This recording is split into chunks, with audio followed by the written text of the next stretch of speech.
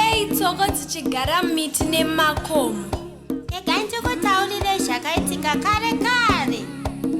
Mambo akarima zvirimwa zvavo muguta reShamwari. Tsoko haana kukwanisa kurima gore iroro. Ndokuenda kumunda wamambo ndokutanhaura chibage chose chaive pakati pemunda ndokunopa mhuri yake nokudya. Vashandi vamambo vakanopinda mumunda muya ndokuona chibage chose chakohwewa pakati pemunda. Ndokunotaurira mambo zvakange zvaitika. Mambo akapanga zano ndokuti yadiva mumunda muya Tsoko nokupusha nokudzokera futi. Tsoko ndokubva ateiwa ngobva abatwa. Mambo ndokudzinga Tsoko muguta reShamwari. Mhuka dzose ndokubva dzatanga kuimba dzichiti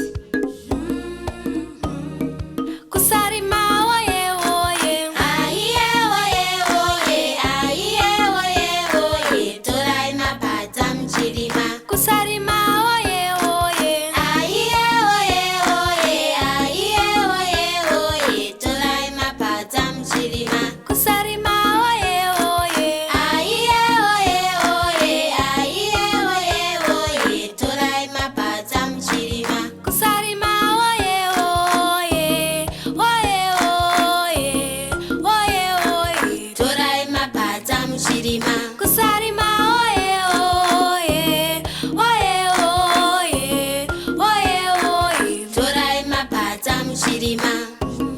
Shamwari dzangu, kana nguva yezhizha yasvika, tinofanira kuenda kumunda kunorima. Kana tichirima, tinoshandisa mapadza kana kuti gejo nemombe.